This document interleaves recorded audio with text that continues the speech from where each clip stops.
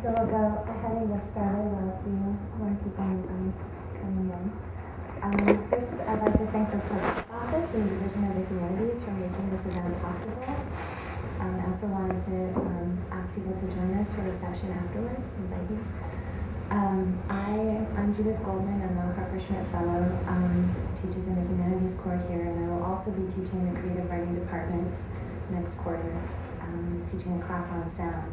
And that's up on the course catalog online if you'd like to take a look and maybe apply. And I'd like to introduce Geoffrey O'Brien. It's an honor to introduce Geoffrey O'Brien to the University of Chicago. I've been eagerly awaiting his visit, and I'm so very glad to have him here.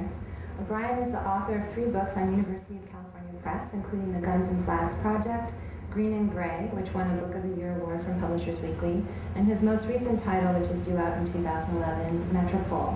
He also has a collaboration with poet Jeff Clark entitled To Aeon Medora. He's been a distinguished poet in residence at St. Mary's College of California.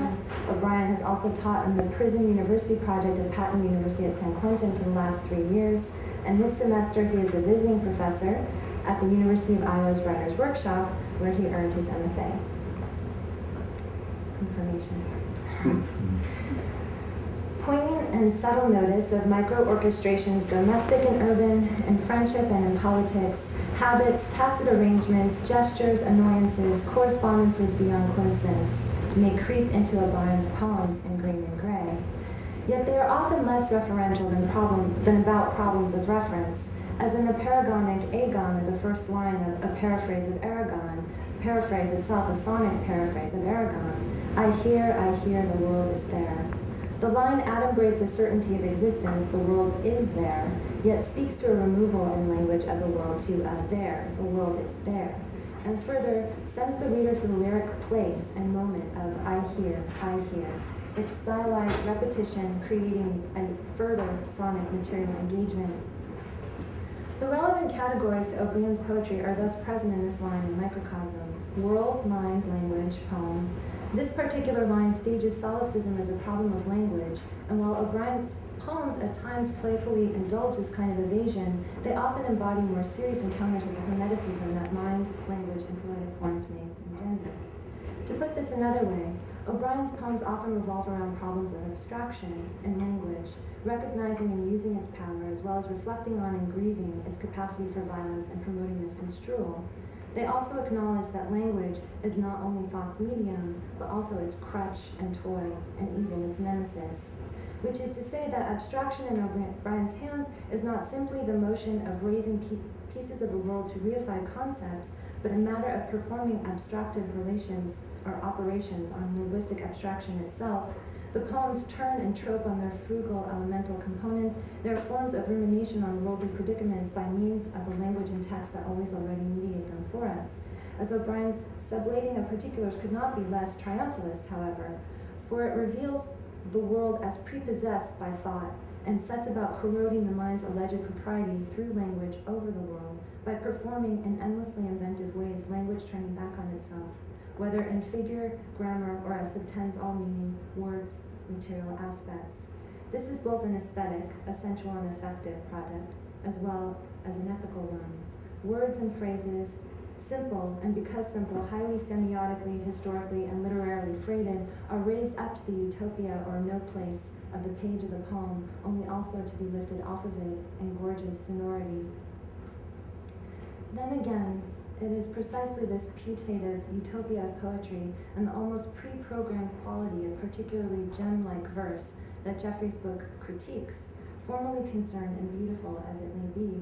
The awing opening poem of Green and Gray, some versions of, reminds us that some nations experience war as immediate environs of damage and some as image, and the insistence of such a differential throughout the poem spoils the idea of poetry as disinterested or unsituated. Quote, there is no reason a poem would begin, the first poem of the book begins, seeming to stake out a non-instrumental aesthetic zone for itself. O'Brien's enjamming of the self-contained lines pulls the rug out from its false start, quote, with reference to the territory, with refrains to be used on all sides. A choice is proposed, A poem might locate and implicate itself, or use its refrain as a synecdoche for its leveling universality. The latter, as O'Brien suggests, is a fiction afloat in the victor's universe along the lines of Benjamin's theses on the philosophy of history. The seeming apolitical poem works to mask its politicized censorship. Quote, no reason a poem would start by censoring my shame or yours at having a country. Again, O'Brien proposes a poem eviscerating itself of particularity. Quote, a poem would begin by stating, by steadily flashing as utopia transmits its coordinates, utopias headed in all directions. On one hand, utopian poems as opiates. On the other, though, a version of utopia that can somehow accommodate the dark, touched on towards the end of the poem, capacious enough, perhaps impossibly, to be Alterity's non-epic. Quote, would be gone by not having come, would come to be used by all sides, would begin with reference to refrains.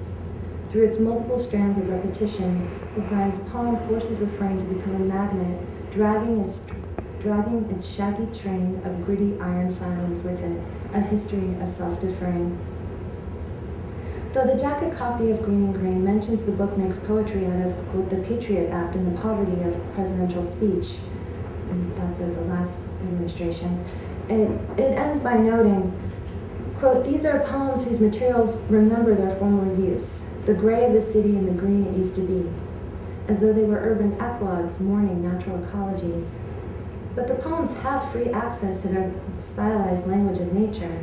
Seasons and the civic alike have been turned to representations of themselves as poetry's received concerns, renovatable through strategies showing them to be versions of each other, like the sonic slide from green to gray, as in the surreal scene at a cafe in a square in the Bulletin of Lyon, when, quote, like the imaginary animals carrying sentences around their necks, the, quote, mute white tablecloth takes wing against trees, crowds, commerce, again a set of lines poor as the system to date. More importantly, though, Green and Gray refers to military camouflage, a rather exacting confounding of nature and nation, and it is with such martial themes and their various simulated guises that this book is mainly preoccupied. To students who have a hard time thinking of art outside the paradigm of self-expression, I sometimes describe poetry as a philosophy by other means. Such a poem is Green and Gray's Logic of Confession, an ironic dramatic monologue on war and the society of the spectacle that begins with the lines, quote, all photos are taken out of remorse, are where the senses go when closed, all photos are still lives of the senses, I've therefore seen all possible photos. They aren't like my experience. I see them as being all the same. The self-identity of these aesthetic insights cracks in irony, as we note they echo critical platitudes about the photographic medium. For instance, Susan Sontag's, quote, photographs democratize all experiences by translating them into images. Yet the poem does not let the particularities of mechanical reproduction, the totalitarian bent of the media apparatus that has spawned the form of subjectivity it seemingly seeks to propagate slip by. Quote, and I prefer some to others. I like those that are of perfect fruit, the blood on the ground, the yes, and the photos they all pile together, the fruit and the tanks and the smile, they pile together for the masters they serve. All photos serve as a yes to a master, the master unseen in the photo. Photographs allude to masters and to a master of war, the latter, among other things, the larger system effect of simulative learning technologies. There are so many pleasures in Green and Gray, numerous little puzzles of anagram and caesura, the détournement of source text, complex sonic patternings, etc. I can't get to here, and I am, if anything, even more excited about O'Brien's new book, Metrical, from which he'll be reading, among other poems, a part of the eponymous Metrical, a mesmerizing 40-page prose poem in iambic meter. In Metrical, the book, O'Brien's poetics moves from figures of metaphor and refrain more towards figures of grammar. You see this. The book's numerous amphiboles and mixed constructions create productive ambiguity, but more than this, they tangle all the parts of the poem with one another, creating ever more delimited, self-concerned forms that nonetheless double and triple before your eyes. Geoffrey creates work of great formal and social interest and integrity. His every poem has thought through its endgame, not so much to ironize it, as to swerve from its appointment, permitting differential recyclings back to its beginning. And there are poems worth many returns. And so without further ado, let's give him a little warm welcome.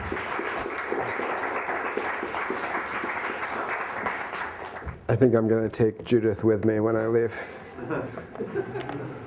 I want to thank Chiku for inviting me, and Kate Soto, if she's here, or even if she's not, for helping me get here. And I guess I owe thanks to the provost as well. So thank you, provost, whoever you are. You've slightly anticipated me in that I'm going to read some of those poems, so you'll hear them in their entirety from Green and Gray. I'm just going to read a couple from this, and then I'm going to read primarily from the new book, Metrical. So, logic of confession. All photos are taken out of remorse, out of where the senses go when closed. All photos are still lifes of the senses, or at least of lost faith in the senses. I've therefore seen all possible photos. They aren't like my experience. I see them as being all the same. All photos are the remorse of the senses, subtracted from experience. I therefore see them as similar. And I prefer some to the others, some still lifes to the other still lifes. I like those that are of perfect fruit, the blood on the ground, the yes. I love these fruit piled up in the photos. They aren't as rough as my senses, where grapes happen, but oranges occur. Inequity and difference, unavoidable. In the photos, they all pile together, the fruit and the tanks and the smile. They pile together for the master they serve, the plum and the star and the wave. All photos serve as a yes to a master, a yes unable to be said, the master unseen in the photo. I still prefer not to see this master. Therefore, I love photos or photographs, especially those in which there are fruit, the fruit that have been taken out of the life of which I'm a mistress.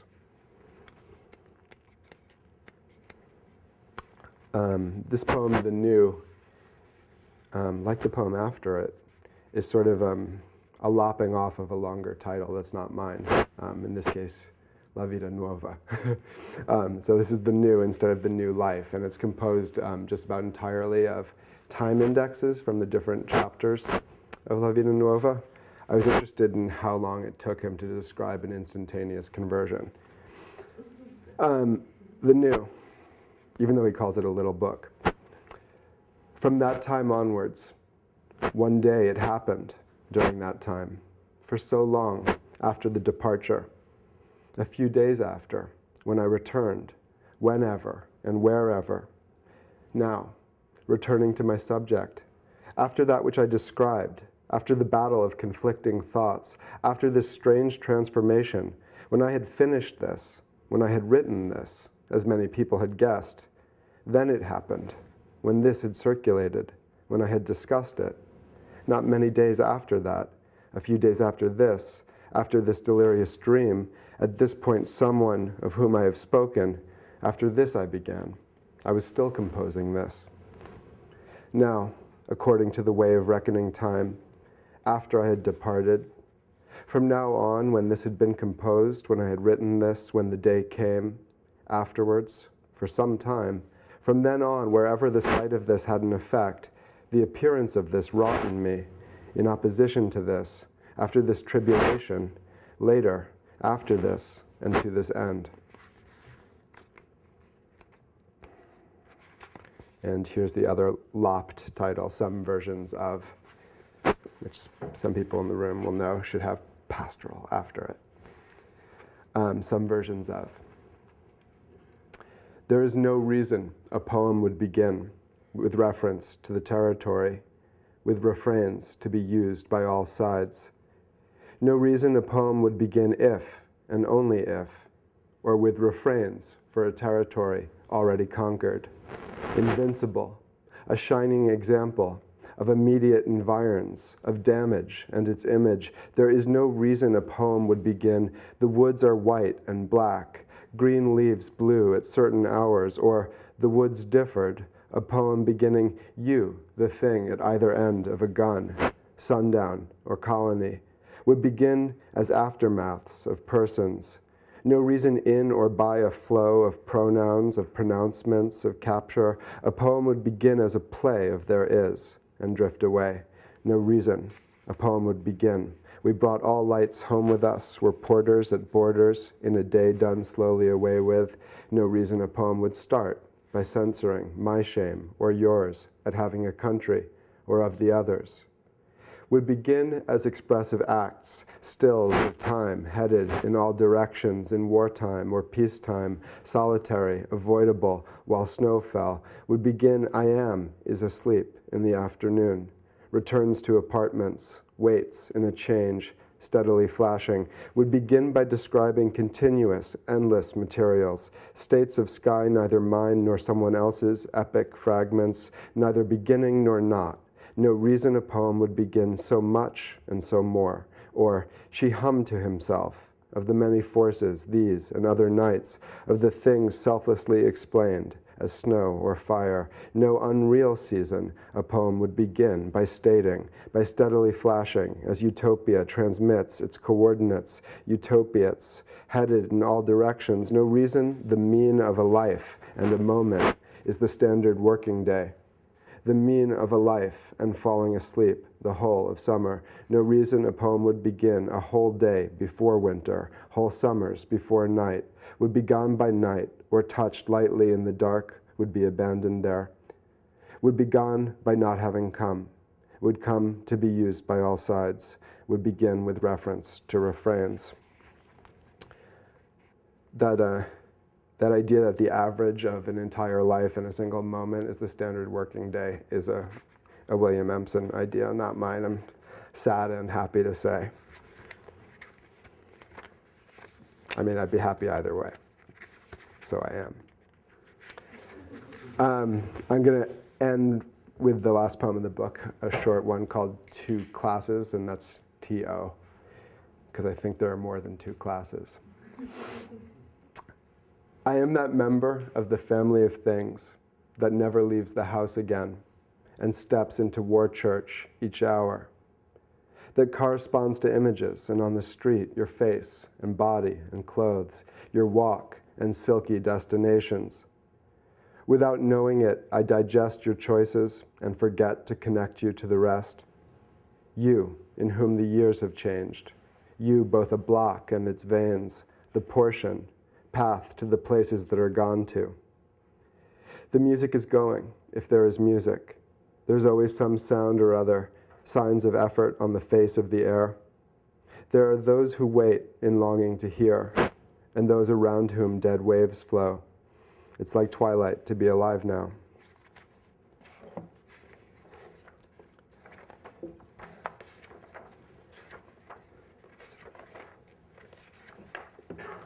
Vague cadence.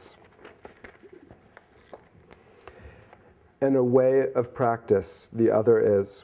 Like a river out of acts, the other is. Hapless, unheard, with marks upon him. Having dallied, in tarrying unwisely, backlit at an undecidable remove. In a house of marks, the other is. Useless deciding whether to go or wait in best practices like a child. A hapless river filled with sand. For years it flows, like wet clock rope. Years of saying, as it moves away, are the undecided water others bring. Like the child of acts, the other is. Saying to himself, the other is. A hapless river, practicing its flow. A house that moves to where one was. With all years off, the water goes. The lights are on, so the dark is out. Like the useless children, others are. A certain building dream within, a part of speech without a name. I was into that brief moment when lots of hip-hop songs were ending with the exact same rhyme again and again and again. So I decided to do that with other is. That's what I got. All right. How many people have heard of the Bohemian Grove before? None. Okay, that means I have to set it up. There's this thing called the Bohemian Club, and the Bohemian Club has this retreat in the redwoods in Northern California called the Bohemian Grove. And it's where captains of industry and politicos go, like your George Shultz, your Henry Kissinger, your Bush Sr. and Jr., your Rumsfeld, etc., to get really drunk and piss on trees and dress up as women and put on pageants. And it's been going on since the 19th century. And it's just a place where these guys go because of all the cares that they feel the rest of the year when they're taking good care of us. So you can imagine, after the pressures of such a well-done job, that they need a place where they can go and vent and turn into ladies. So I just thought that if they were going to claim a pastoral space for themselves, I should make a pastoral out of their space. So it sort of jumps around in time, and there are a bunch of syntactical jump cuts. I sort of just blend from the 20s to the 70s and back again, as you'll hear. Bohemian Grove. Grab our missing spears and begin to think the Bohemian Grove. Trees, theatricals, songs that hold exquisite filterings of sunlight down to the boys were women there, in the powerful glades, in the 20s. There's nothing like it, to have loins for the first time running around in the leaves. In the 70s, I sang a song of we became ourselves again as women, specifically houris, the leaves of love falling by chopper, and could see the security cordon of leaves running around excited to be playing a part in the hush of the woods. Donald called me songbird, and to be fit for the world, one must periodically leave it, affectionately, for the age and straightness of trees in the 80s, whispering at the clearing's edge about how to keep both houses. No one hurt when respect is earned by singing a short theme in the 40s. At the tree line, theatricals, excited to be putting on a helmet and running around in the dark on my knees in the sun, being told as a group what to do about how soft I was, the pillows in my chamber, with choppers landing and a glow through the trees, spread uncomfortably around the clearing till there's nothing like it, going missing, and the distance you begin to think, respect hushing the woods with a part to play, blacked out in the secret authority of choosing a heavy gold dress to wear. Over on the other side of the clearing, songs hold the men like houris for the first time leaving the world, affectionately at play in choppers and leaves. No one is hurt at the edge of themselves, running from the news of sunlight into heavy dresses the warriors wore for a production of the 50s, absence of birdsong there in the powerful soil.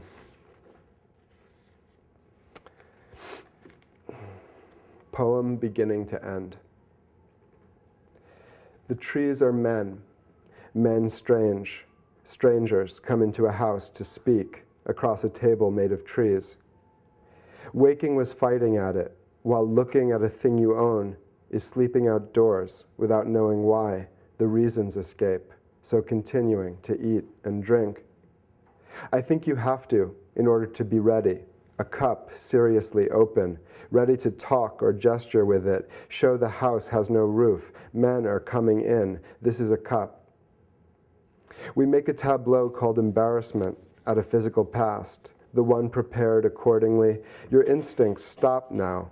In admitting daylight, I was fighting or talking about this feeling, taken from a box of scarves, cardboard box from another move, marked by faint incursions, games, so called because all was still in play, that table, for instance, where a hand is trained to follow the eye into goals. This cup, moving on its own through the single-family dwelling space contracts to, angry from the outset that a hand is still involved and seen. I went back to sleep in the middle of our argument. Speech about forgotten labor, a lamp can sing with its head bent. Remarks I should anticipate I am, the shadow objections to. Streaming out from the faucet to be cut in half by hand. The entire room far off talk, content to happen, tone on tone, the strong illusion. And night, deaf as a mural, not made so much as lovingly assembled, from memories of those who couldn't get out of the way. Now here, in the form of a cup, alien when brought to bed from table, and the table not made so much as overturned, evolving from its legs a depth morning is the answer to. It looks like I'm just reading the beginning of the book in order. Left behind. To speak of autumn reasonably, as knowing tasks remain undone. I forgot the password, autumn, moving through the empty lots, gray gates deserving paint, fewer cars on the road. To speak of these cars, I forgot autumn had come wasting its credibility.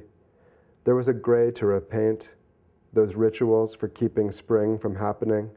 I was trying to be even-handed about why fall, held in fidelity to everything, is how absent-minded lyrics put it, written that way while cars passed modestly. Run-on sentences beginning, I can't. Recall all the things that go here. Lots empty or not yet doing the holiday errands would be one way to phrase a low point autumn deserves credit for, or driving towards becomes the shop. I forget to stop sensibly at autumn, as in lots of things to do, modesty forbids me to mention. There is a gray gate and lyric. Before getting on the road again, I'd say autumn is only to be pointed at if willing to waste the rest of the day in driving, embarrassed to have said it.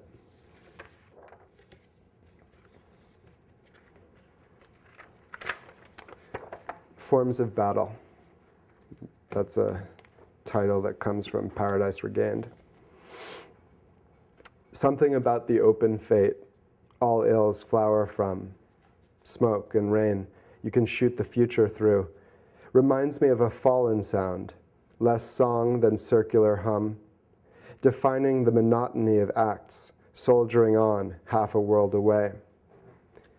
If sound had a face, it would be blown apart immediately. There would be many things about it left over to flower, almost an infinite veil by now.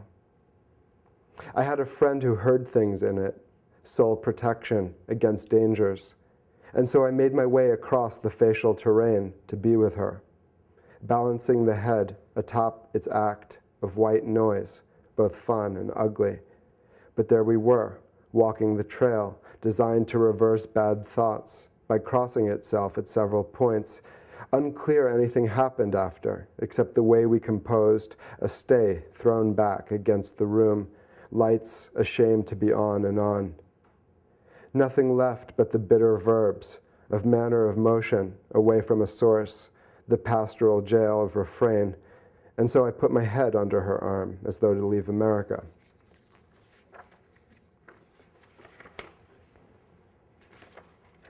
There's a poem I really wanted to read, but it's 9 pages without a stanza break and you would all die. So I'm going to bypass that. The Other Arts. I laughed at how the donor was. Ben preferred the laborers at rest. It was managed prospects of a day pouring in through concrete and glass to make a second museum appear. The young girl caught between them, painted silent under linden trees. I talked about the wheat and clothes designed to shield workers from sun. He said all style was still to be found in the subject's dominant hand or ear. In tall white rooms, a people moved, like the opposite of paintings. Hope without details, they moved then paused to take a picture with their phones, flowing in self-guided tours, stopping as much to listen as stare at said things, if things could be said. The frequency of donkey and cow crowding in to get a look, donor and victim still at their prayers. Rhythm's embarrassment appears on their face, as silent apology for moving at all. Like liquid stone, the face still moves, in and out of famous colonnades, where I laughed and was responded to, with remarks on impossible perspective, all the life in some of the folds, which is like thinking everything is foreground of a background, the expense of the materials shining forth from 3 key places on a diagonal barely visible in the unsustained lines of her cloak. He observed of clouds they represent what else could have happened in half-worked fields the painting is.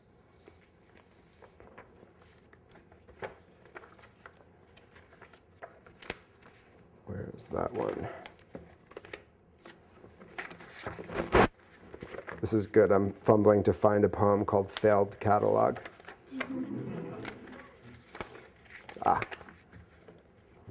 So now I'm going to call it Doubly Failed Catalog. I guess it's another Milton nod. It's sort of a nod to the flower catalog in Lycidas. Failed catalog. So only a series of approved rivalries, color struggles in distant cities, appearing white or yellow, then white again in new locales. Initial contact between parties in anticipation of a use. Tulips for their easy display of chambers, but not the jonquil's distracted bell, looking off a modest progress. Lantana for its safer forms, but no schadenfreude of the trumpet vine, laughing at a year's pastel debris. So only a series of approved devices, slashes that curve until coils yield, white rose, yellow rose, moss rose, etc. The eyes of dresses walking by, stopped by a scene, their stopping closes to any further investment. But now even red fills the victory garden with ill-advised exultations, planned surprise of a world become all nervousness, demanding proof come back. It likes things to arrive by unnoticeable kinds of mail. Red can count itself quietly among, nothing more than an aged person in a playground, thinking of secluded industries, what goes on elsewhere, making it through in tame flashes, dream of hearing laughs from a set of relations, easy to turn down. I like to think laughter is first yellow, then red, as the damage spreads to the rest. Child in bright shirt, bodiless, detainable only in the dwarf form of mountain laurel as it grows without support. There are several other things to say, some of which extend beyond the page. So any upward motion, half intended, limited battles, materials begin, all the citizens in any of their things. How the furniture ends up on the street, in a dream there's no sequel to, picking out one thing at another's expense, and living here, not there, where the rose is ticking. All clocks, bombs, to the sweet pea, which still must think its way in bunched tasks beyond the sin of overhaste. The name trails behind on a small stake, brought forward each inaudible spring to a correspondence. I like to think hello is a way of saying it's vast, even local colors are capable of. Haziness of sun, first yellow gauze, then madder, maize, war, etc. All right. I'm going to end with two very short poems and then an excerpt from Metrical.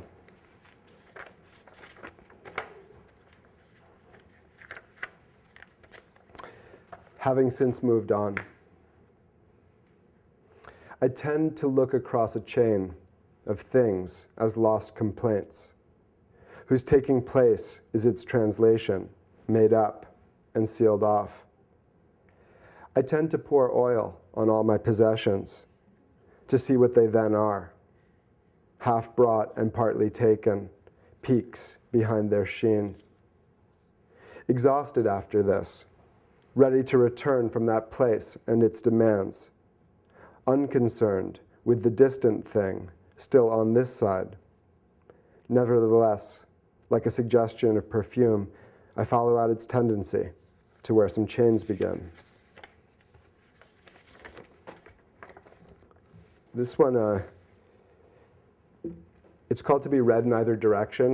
And when I titled it that, I didn't realize that you could read it in either direction, but I'm only going to read it in the normative direction. To be read in either direction. Certain fights I have with myself, certain fights that resemble dawn, preaching a weight at the corners of the eyes, and lights like useless sympathy. A bed on top of another bed, like a cloth torn free in a certain struggle one might have.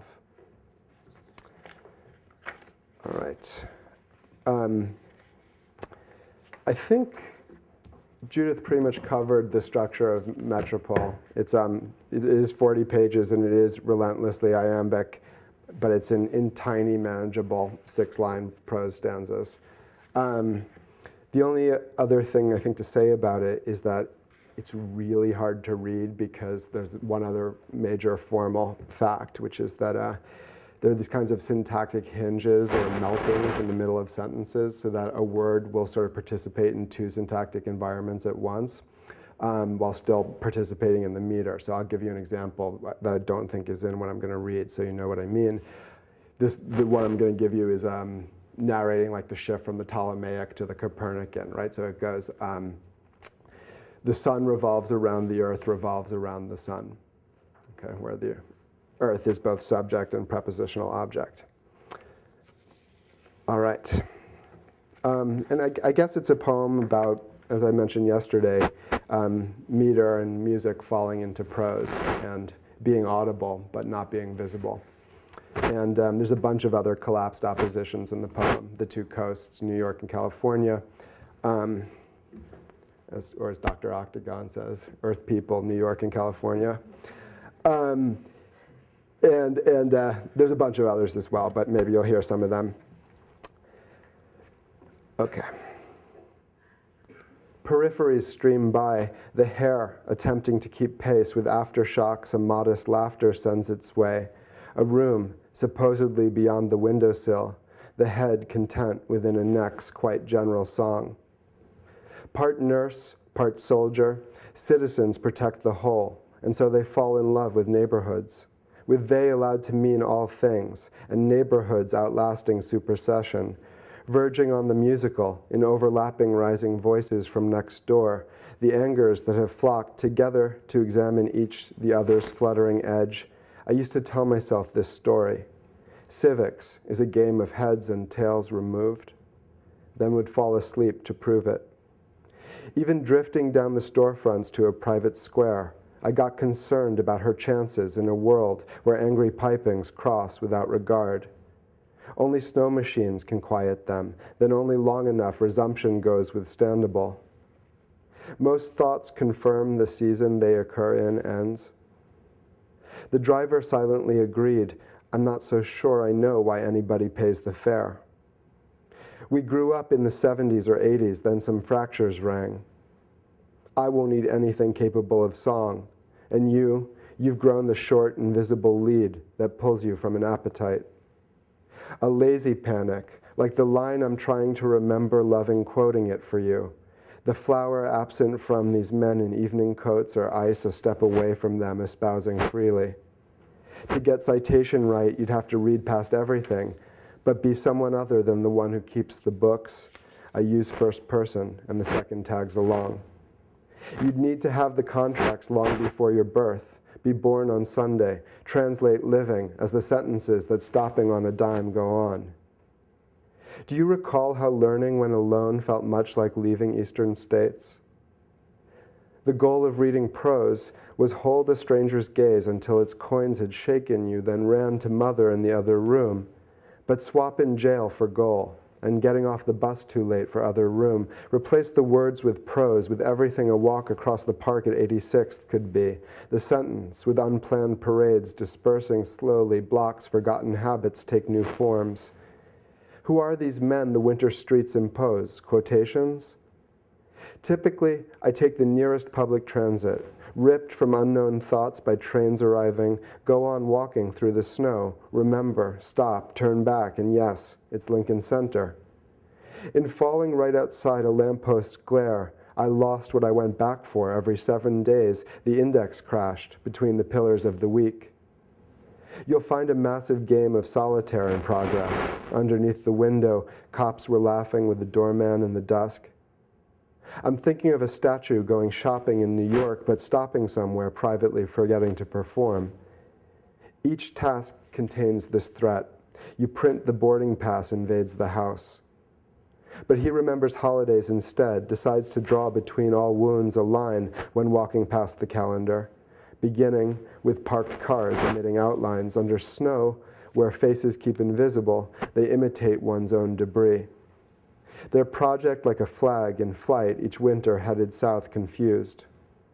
The words emitted keep improvisations half at bay. Even windows are to-do lists under ice. The idea would be to document the way pedestrians perform a vandalism of attention's properties.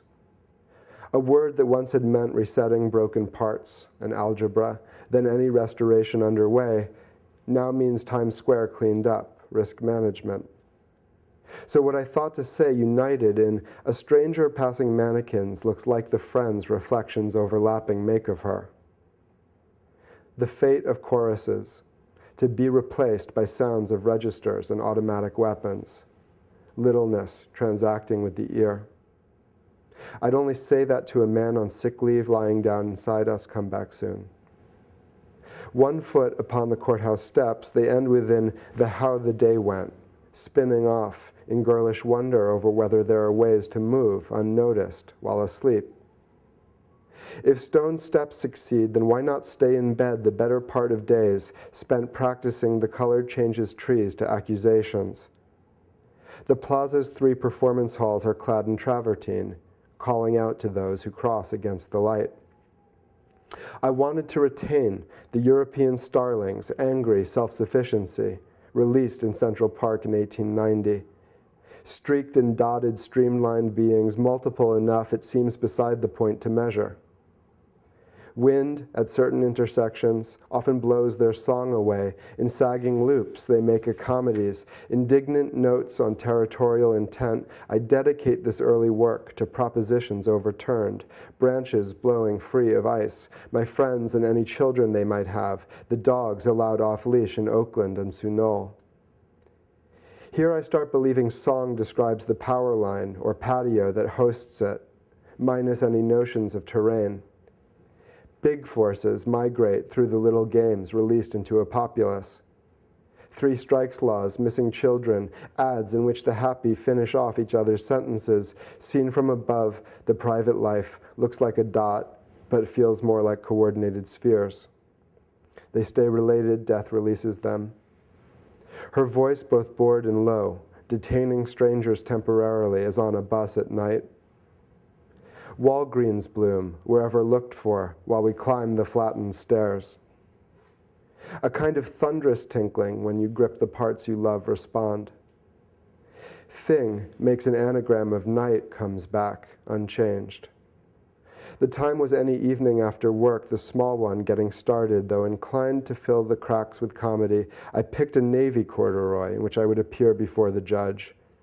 He had an antique pistol on his desk I played with while he married strangers. Project. In paragraphs of novel length, proceed to summarize collective dreams. While walking past the brownstones where they're filming next year's comedy, I realize any speech would cause the doors to open, windows on the upper floors stay shut. You'd have to live across the street to know how that one ends. In sentences of 3 to 7 years duration, staring out, I married glass, in which I saw the others weren't free of problems they pursued. And almost like they walked together, how the midtown shoppers went about their business.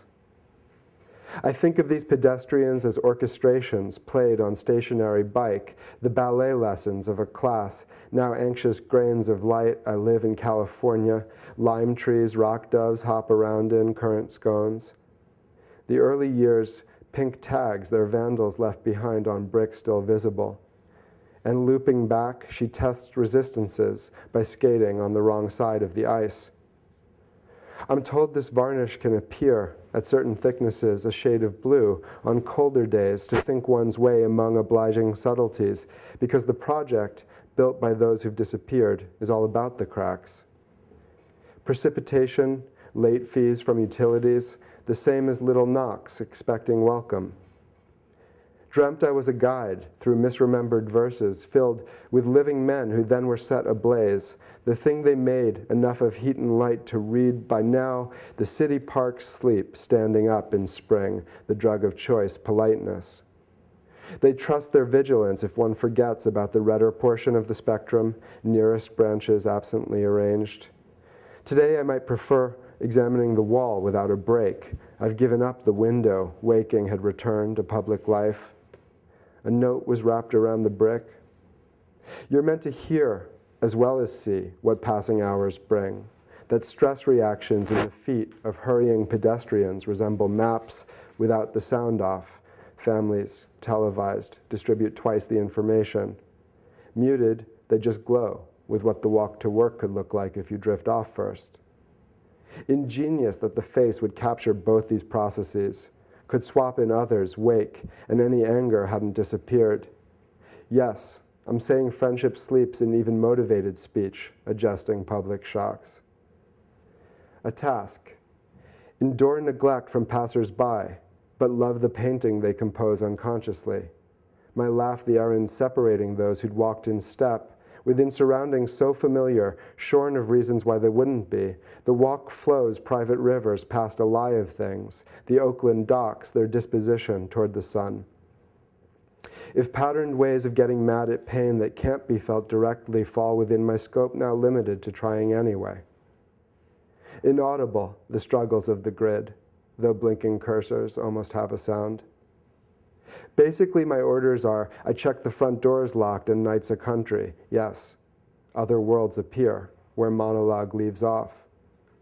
Like saying I don't need you to your image in a film, embarrassing. The auditory still hallucinations haven't stopped, yet where your speech is called for, heard, or hear, potentials of a rhythm I insist can be revisited a second time. A stressful crossing, trees that don't survive indoors, apartments friends sublet to friends of friends, equivalent departures. That any time refers to any other's yesteryear, meant also every 3 years could. Remind me of the lines I'd like to quote again. They manage both the crisis and responses varied, falling into 3 main groups. The city can resist no metaphor until the poor have left, and that they never do. If even small disaster strikes, I'll banish everything, respond without reacting. You can live downstairs. We'll walk beside you unobtrusively. In other words, you'll have the room you need to build an ugly laugh from hypotheticals denied. Insisting to the end, they aren't old. This dream of pronouns I can't use because the color runs. Thank you.